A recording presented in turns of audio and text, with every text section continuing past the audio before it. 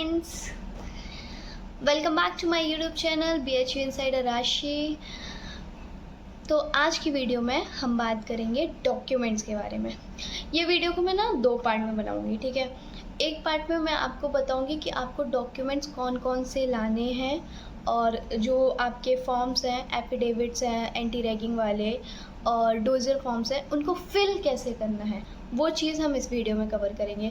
और एक मैं दूसरी वीडियो बनाऊंगी जिसमें मैं ये कवर करूँगी कि आपका प्रोसीजर क्या होगा। आप पेरेंट्स के साथ जा सकते हो, नहीं जा सकते हो, वहाँ पे कितना टाइम लगेगा, प्रोसेस कैसी होती है, मतलब एक्चुअल फील आपको एक तरह से कि क्या होगा वहाँ पे, तो आपको कोई दिक्कत ना हो जब आप वहाँ जाएं। तो इस वीडियो में हम सिर्फ डॉक्यूमेंट के बारे में बात करेंगे कि हमें डॉक्यूमेंट्स में क्या क्या ले जाना है।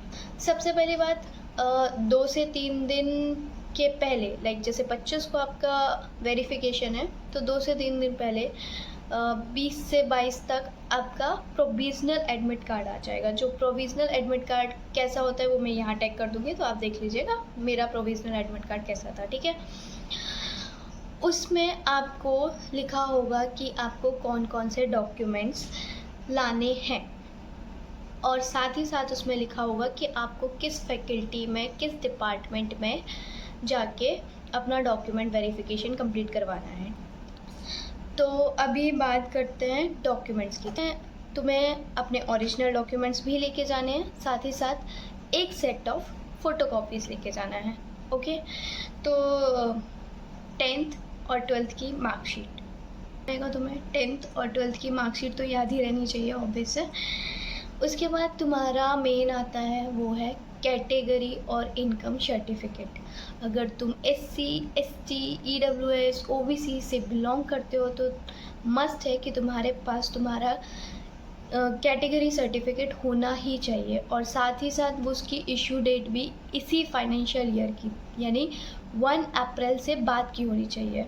इनकम सर्टिफिकेट पुराना हो तो चल सकता है, बट जो आपका कैटेगरी सर्टिफिकेट है वो इसी साल का ही होना चाहिए। उसके बाद बात करते हैं अपन TC, माइग्रेशन और कैरेक्टर सर्टिफिकेट की। तो देखो, अगर तुम्हारे पास है, तुम्हारा बन गया है, तो तुम जमा कर दो original. TC, migration, character certificate तुम्हारा ओरिजिनल ही लगेगा, इसकी फ़ोटोकॉपीज़ नहीं लगेगी। अगर ये है तुम्हारे पास तो लेके आना, अगर नहीं है तो फिर अंडरटेकिंग भरनी पड़ेगी तुम्हें। अंडरटेकिंग का फॉर्म होगा वेबसाइट में, उसको डाउनलोड करना, उसको फिल करना, रीज़न बताना, और कुछ टाइम, लाइक 15-20 दिन, जितना भी वो टाइम दें, या फिर हो सकता है वो आपको सितंबर तक का टाइम दें। उसके बाद उस टाइम के अंदर आपको अपना TC, माइग्रेशन और कैरेक्टर सर्टिफिकेट जमा करना पड़ेगा। अब बात करते हैं अपन जो चीज़ें तुम्हें पोर्टल में ही मिलेंगी, जैसे कि allotment letter. Allotment letter actually में है तुम्हारा फ़ी रिसिप्ट। जब तुमने अपना सीट लॉक किया होगा, पेमेंट किया होगा, तो उस टाइम पे फ़ी रिसिप्ट जनरेट होगी। वो फ़ी रिसिप्ट का भी तुम्हें प्रिंट आउट लेना है, ठीक है। वो तुम्हारा अलॉटमेंट लेटर है।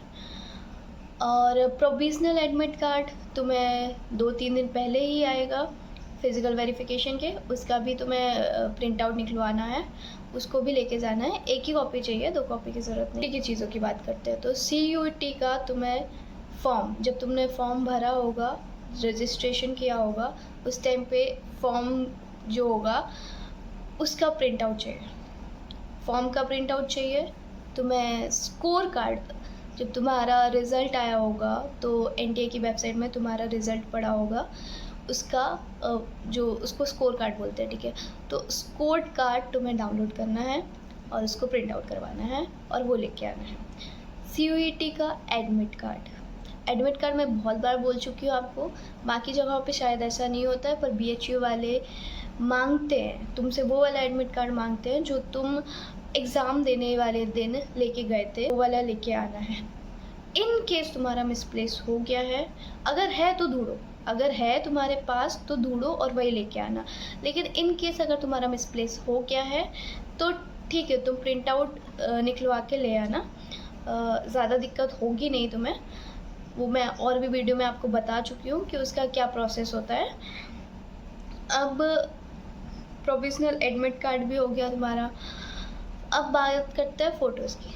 6 फ़ोटोज़ लानी है, 6 फ़ोटोज़ लानी है और डोज़र फॉर्म 3 भरने हैं। उस पर 3 फ़ोटोज़ तुम्हारी अलग से लगेंगी, वो कैलकुलेट मत करना।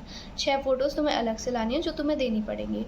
और जो डोज़र फॉर्म भरोगे, तुम 3 डोज़र फॉर्म भरोगे तो उसमें 3 फ़ोटोज़ लगेंगी तुम्हारी। अब मैं तुम्हें डोज़र फॉर्म दिखा देती हूँ कि क्या है, कैसा है। मैं फ्रंट कैमरा से शूट कर रही हूँ तो चीज़ें डिफरेंट दिखेंगी। मैं तुम्हें यहाँ पे पिन कर दूँगी, मैं पढ़ती जा रही हूँ और तुम उस हिसाब से देखना और भर लेना, ठीक है। तो सबसे पहले पूछता है वो कि फैकल्टी ऑफ, तो फैकल्टी, जिस फैकल्टी में तुम्हें एडमिशन मिला है। अगर तुम्हें फैकल्टी तुम्हारी आर्ट्स है तो फैकल्टी ऑफ आर्ट्स लिखना, अगर फैकल्टी ऑफ सोशल साइंस है तो फैकल्टी ऑफ सोशल साइंस लिखना, डिपार्टमेंट नहीं, फैकल्टी, ठीक है। फ़ोटो का है, फ़ोटो आपको अपनी अटैच करनी है वहाँ पे। कोर्स, तो जिस भी कोर्स में तुमने एडमिशन लिया है, अगर तुमने बीए में एडमिशन लिया है तो बीए लिखना, बीएससी में एडमिशन लिया है तो बीएससी लिखना। जिस भी कोर्स में तुमने एडमिशन लिया है वो कोर्स का नाम लिखना, ईयर लिखना। ग्रुप में भी तुम्हें वही लिखना है, अपना कोर्स का नाम ही लिख देना है। अगर तुमने जैसे बीए तुम ज्योग्राफी से कर रहे हो तो बीए ज्योग्राफी, बीए सोशियोलॉजी, तो तुम्हें ग्रुप और जो सब्जेक्ट है वहाँ पे सिर्फ नाम भी लिख दोगे तो चलेगा, सोशियोलॉजी, ज्योग्राफी, इकोनॉमिक्स ऐसे, या मैथ्स, फिज़िक्स, केमिस्ट्री, जिससे भी कर रहे हो वो लिखना है, ठीक है। फिर उस पर बोला है कि I request you to allot me a seat in hostel, इस पर आपको ऊपर टिक करना है। आपको हॉस्टल चाहिए तो इस पर आपको ऊपर टिक करना है, अगर आपको हॉस्टल नहीं चाहिए तो फिर बात अलग है। अपना नाम लिखना और साइन करना। डेट आपको उसी दिन की डालनी है जिस दिन आप वेरिफिकेशन की जो आपकी डेट है 25 तारीख, आपको वो वाली डेट डालनी है यहाँ पे। बाकी का काम जो है वो BHU वालों का है, स्टूडेंट का नहीं है। हाँ, लेकिन इसमें एक छोटा सा कॉलम है, अगर आप BHU के स्टूडेंट हो, अगर आपने पहले भी BHU से पढ़ाई की है, वैसे तो क्योंकि तुम लोग UG वाले हो तो BHU से तो पढ़ाई की नहीं होगी, तो इसको हटा दो। ये ऑफिस ओनली के चीज़ें हैं। अब उसके पीछे एक पेज होगा, जो डोज़र फॉर्म है आगे का तुमने भर दिया, उसके पीछे एक फॉर्म होगा, पीछे पेट्रोल नंबर, ठीक है, जो तुम्हें अभी अलॉट नहीं हुआ है, क्योंकि ये उन बच्चों को होता है जिनका एडमिशन हो चुका है।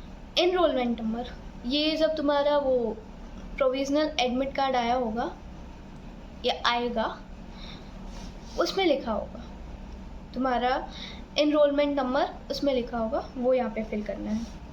एप्लीकेंट का नेम, अपना नाम लिखो, मेल हो फीमेल हो, डेट ऑफ बर्थ, कौन सी कैटेगरी से बिलोंग करते हो, ब्लड ग्रुप पता है तो ठीक है। अगर कोई आइडेंटिफिकेशन मार्क है, जैसे मेरा ये है, अगर आपका कुछ है तो वो लिख दो। कोई मेडिकल प्रॉब्लम है स्पेसिफिक तो वो लिख दो। सारी चीज़ उसमें दी हुई है, आपको बस फिल करना है। उसमें लिखा है फादर नेम, मदर नेम, तो आपको फिल करना है, ठीक है। Guardian name, permanent address, permanent address आप वो वाला डालना जिससे आपकी डिस्टेंस दूर हो। अगर आप जहाँ रह रहे हो वहाँ से आपकी डिस्टेंस दूर है, रेलवे स्टेशन से आपको कैलकुलेट करनी पड़ेगी, तो आप वो वाली डाल देना। और अदरवाइज़ आपका जो परमानेंट एड्रेस है, जहाँ पे आपका घर होगा, वो डाल देना। जो आपके आधार कार्ड में एड्रेस लिखा होगा वो वाला ऐड कर देना, ठीक है। आपके परमानेंट एड्रेस का पुलिस स्टेशन, रेलवे स्टेशन पूछेगा, वो चीज़ें फिल करनी है, एंड दैट्स इट। एफिडेविट में कुछ खास नहीं है, तुम्हें अपना नाम लिखना है, कौन से कॉलेज में तुम्हें एडमिशन मिला है वो लिखना है, और डेट डालनी है। डेट आपको 25 तारीख वाली डालनी है, 25 तारीख की आपको डेट डालनी है, सिग्नेचर करने हैं, नेम, एड्रेस और टेलीफोन नंबर, ख़त्म। ये पेरेंट्स का नेम लिखना है, ठीक है।